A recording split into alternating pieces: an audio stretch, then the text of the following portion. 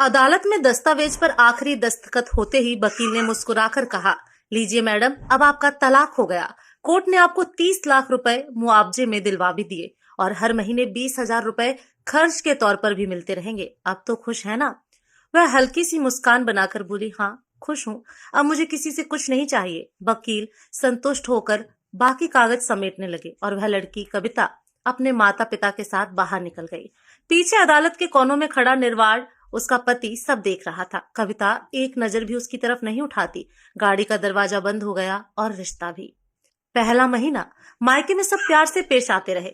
कविता को लगा यही तो आजादी थी, यही तो सुकून था। दूसरा महीना घर वालों का सुर बदलने लगा। कभी भाई तेज लहजे, जहां पहले प्यार था अब बोझ सा एहसास। कविता चुप हो जाती पर दिल में दर्द पलता रहता। चौथा महीना अब उसकी हर हरकत पर नजरें उठने लगी। बाहर जाते ही पड़ोस की खुसर फुसर सुनाई देने लगी, तलाक हो गया है, अब मायके में ही रहेगी। कविता के भीतर कुछ टूट रहा था।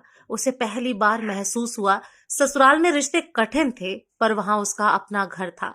यहाँ मायके में वह मेहमान भी नहीं, बोझ जैसी लगने लगी थी। एक रात वह छत पर अकेली बैठी सोचती रही, पैसे मिल गए, आजादी मिल गई, पर क्या इज्जत, अपनापन और घर मिल पाया? उसने धीरे से खुद से कहा, गलती की है मैंने।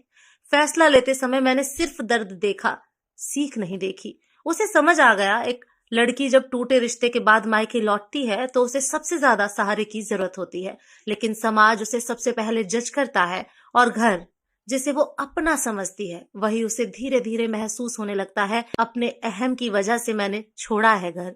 उसकी आंखों में नमी आ गई।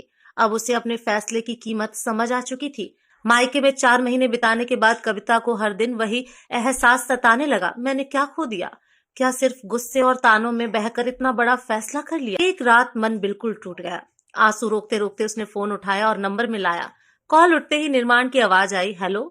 कविता ने धीमी कांपती आवाज में कहा, निर्माण, क्या हम क्या हम अपने रिश्ते को एक मौका दे सकते हैं? मुझे तुम्हारी बहुत याद आती है, मैं तुम्हारे साथ रहना चाहती हूँ कुछ पल दोनों तरफ। मैं भी तुम्हारे बिना नहीं रह पा रहा। फैसले में दोनों की गलती थी पर सुधारने के लिए दोनों को साथ चलना होगा।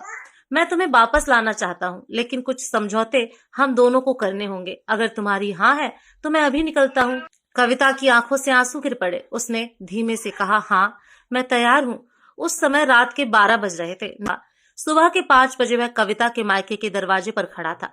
अंदर से छोटा सा बैग उठाया और बिना शब्दों के दोनों समझ गए कि यह फैसला दिल से आया है। कुछ देर बाद